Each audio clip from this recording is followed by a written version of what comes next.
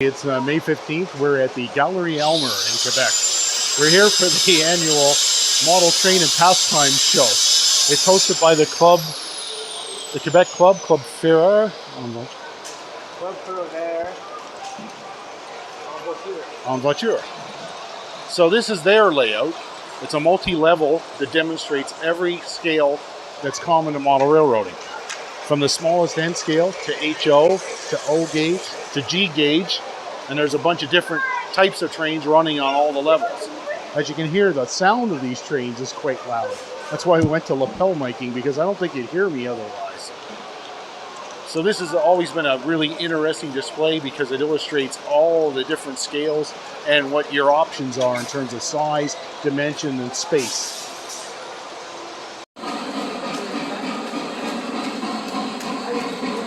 This will be something you do outdoors in your garden.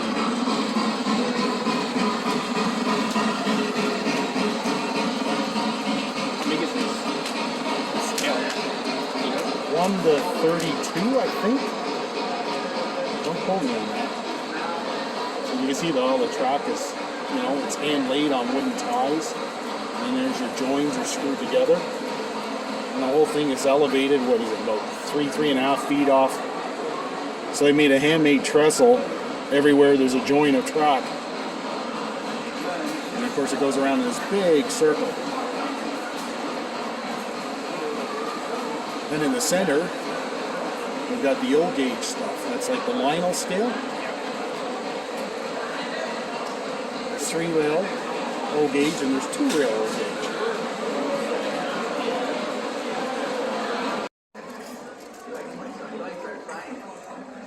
Oh, it's a sign again, not I love this. No, I love the trains too. The sign is funny. Here's the trains, so this is the bonus. The sign's funny. It makes a point without belaboring a point, right? Shouldn't have to tell people, but alas, you do. A lot of people do it though.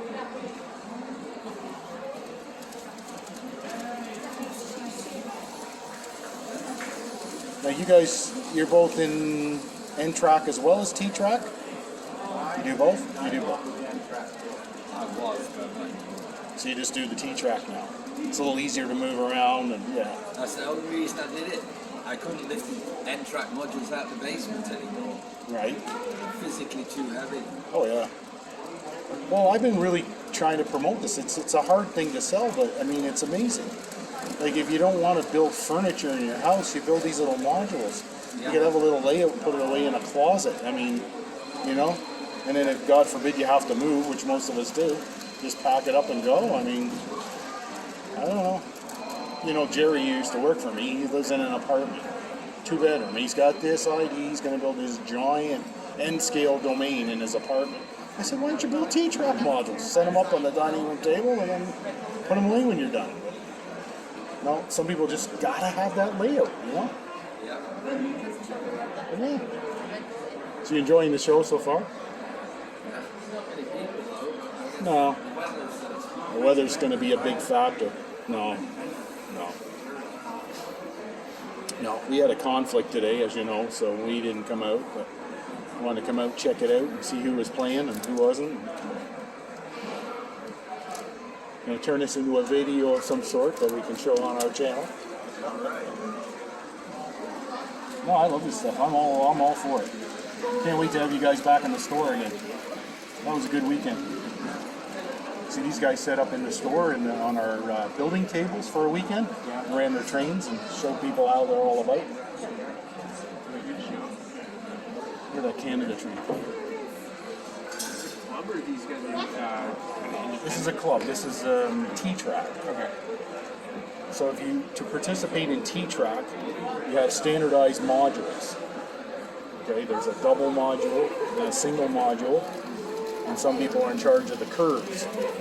So you just get all the people together, you put your modules together, so it could be 4 feet long, it could be 8 feet, or it could be like this one. The more guys you get out, the bigger your layout could be. All trains have to enter and exit, the main lines have to enter and exit the same spot on every module, see? See? It's standardized. Everything has to come on and off on the same point. Then whatever you do with the rest of it is entirely up to you. You decorate it, you make a yard, you make a siding, you know, whatever you want to do with it. But everybody has to come on and off on the same spots on each module. And they're all to the same height, right? So they join together. Yeah. So once you have that uniformity, you basically do what you want, create a way. This is neat stuff. Hello. Very interesting stuff. Are you part of Parliament or whatever it is? I am. Yes, very good. Very good. We're interviewing Spider-Man here. Member of Lego Parliament, and this is all, is it Lego or is it Duplo or is it a bit of everything? Whatever. It's all Lego. Okay. Yeah, impressive stuff. We don't carry Lego in the store, but I do respect it. I mean, it's got a big following, and the models and that get quite intricate. And What do we brand we carry? We source them out of the place. we had some Slew Band, that's a knockoff brand, but they certainly don't go as far and as big as this kind of stuff. They certainly don't make operating trains. No. You guys do digital and everything too, right? Just like the hobby model trains, this stuff can all be computer controlled and all the rest of it, right? I'm not super familiar with that aspect of it. Okay. But I do know that we make a lot of our own builds and Right? we build sets, commercial sets as well. And yeah, we're all just a bunch of hobbyists out to have a good time. Oh yeah. That's why this stuff actually fits in a hobby and pastime show, because, you know, one man's Lego is another man's bug collecting, is another man's pin collecting, so. Another man's comic. At the other end of the hobby and pastime show in Aylmer, where the Nautical Marine modelers are set up with their radio control scale model boats. If you recall earlier, we have a YouTube video where we visited the club pond at the Tomlinson gravel pit. Here they are putting on a static display to promote their club and their models at the hobby show. Good. These are all scale electric radio control boats, as opposed to fuel powered racing boats. These are scale electric, so they're meant to go at a scale speed, and they're all built to be as realistic as possible. So they're actually scale models that work on the wall.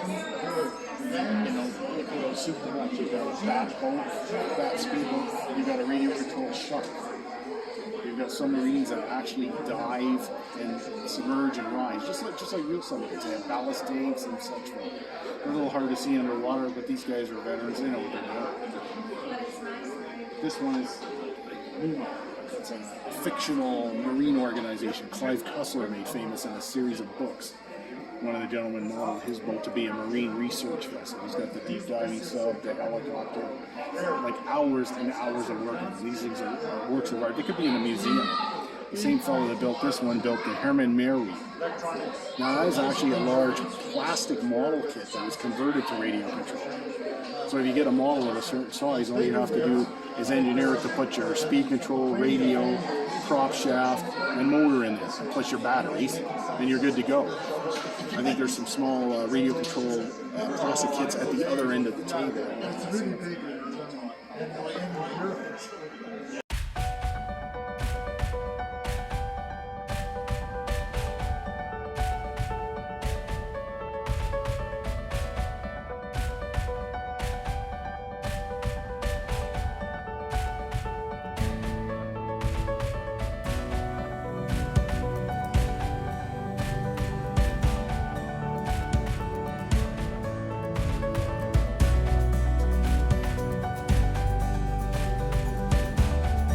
Ted Scrivens, one of the original members of this model boat club. I met Ted in 1985 at Hobbyland that used to exist downtown on Slater and O'Connor Street. How old was the club at that point? It wasn't even, we were part of the Captain Marine Hobbyist at that time. That's right. And then in 1991, it formed this club, Radio Nautical Research. The club schismed. At one time, if you liked model boats of any kind, you were in. But then it got to be a thing about insurance, operating versus non-operating boats. So the club split. The other club still exists, and they only do static boats. This club is dedicated to radio control vessels. Now you got different kinds of boats going on here. Some of them are kits, some are semi-kits, some are converted plastic models, and some like this one are totally scratch built from plans. So you would have got a set of D&D plans for this ship, and then you created everything from the keel up. It's a 5 glass hull. How many hours have you done? I don't count anymore. 100, 200? Well, it took me a full winter, starting in the fall and finished late spring. And if I remember correctly, you turn all this stuff on a lathe? No, in this, I cheated in this model, and I've got to be perfectly honest, is that it's all 3D printed. 3D printing, there you go. That's another hobby that's been revolutionized by 3D printing. Everything basically was 3D printed. I did a YouTube video a few weeks ago of the Club Pond at the Tomlinson Gravel Pit. You guys typically run there on Tuesday afternoons until the end of the evening. Yeah. Are the public welcome to come and watch the boats? Yeah, the only problem is that the gate's got to be open to get in. So as long as somebody's there, you're welcome. You can't see us from Moody Drive, so don't bother trying. You have to go in. You have to know where to publicize where the entrance is. Yeah. So if you're free on a Tuesday and you want to check them out, you're more than welcome. If the gate's open, you're welcome. If the gate's closed, don't bother. If you go to our website, then you can, there's a map there that shows where we are. And that website is www. Oh, let me just zoom in on this. RitoNautical.ca. Excellent. Right on. Now, some of the lads run at Brown's Inn down in the Glebe. What night do they play? Well, Wednesday nights. Wednesday night. Wednesday night they run at the Glebe and it sounds in. And we will likely all end up there by July, because then the weeds get so bad on the Moody Drive that we can walk across the pond. So we normally migrate to Brown's Inlet for the rest of the summer. You might remember this group used to run at Andy Hayden Park in the Nepean. The weeds and the geese were the two killing factors for that. You couldn't run out there, your crops would get weeded up, your boats would get stuck. I had it happen myself.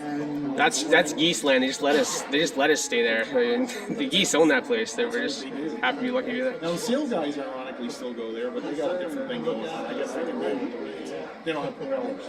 No, but they got kids. I don't understand how they still can do it. And sharpen them, maybe cut through. Anything you'd like to add? No, other than join the club. We need new members. Yeah, we need new members. It's a lot of fun. We're all as interesting or simple as you want to make them. You want to convert a plastic kit? Convert a plastic kit. Yeah. There's kits that are pretty well do everything for you. Like the holes already made. You put the tops on. You go as simple or go as crazy as you want. There's even little ready to run ones. We have it back in the shop. We have a little timer. The batteries in everybody's free. Shake the box and out it comes. If you want to play in the water, you're in. We have no issue about how you get there.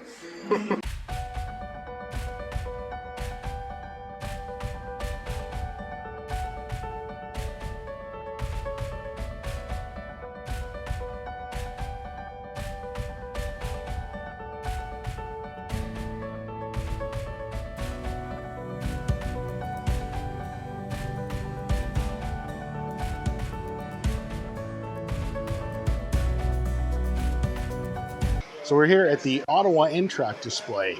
This is a modular layout, similar to the T-Track.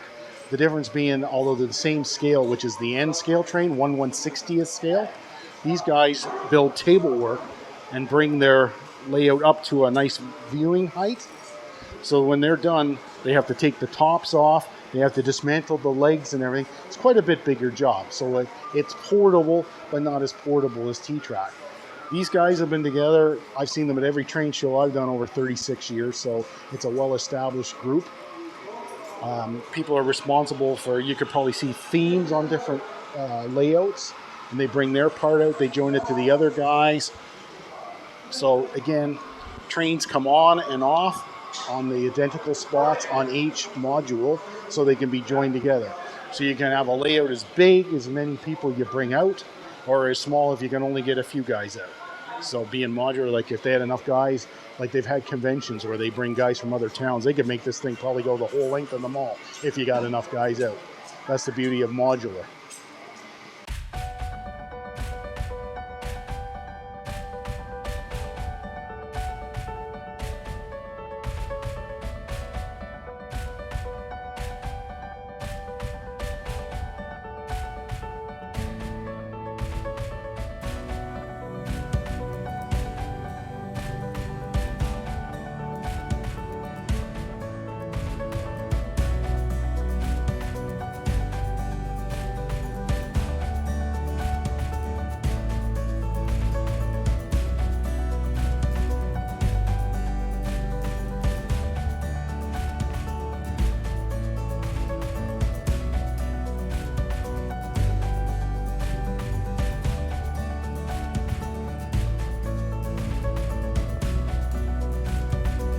So that concludes our visit to the Hobby and Pastime show in Aylmer at the Galleries of the Aylmer Shopping Center. Keep in mind this show is typically done every January, so a winter event usually draws more people in because, you know, pastimes such as these are mostly indoors, like models, paints, model building, and a lot of these collecting hobbies are indoor passions. So we look forward to this show returning to January. We talked to one of the organizers, and I think that's going to happen. That would explain a little bit of the downturn on this show. But keep in mind, this show hasn't operated for over 2 years like everyone else because of COVID, and these guys were just anxious to get out there and show off their hobbies to everybody. So in that, they're always successful. They put on good displays, and we should all thank them for sharing their hobbies with us. Thanks for watching.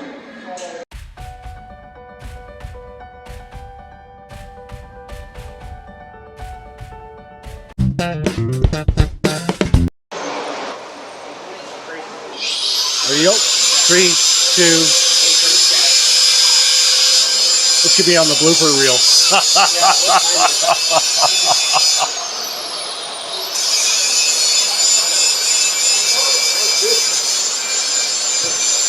This will be on the blooper reel. There we go. Okay.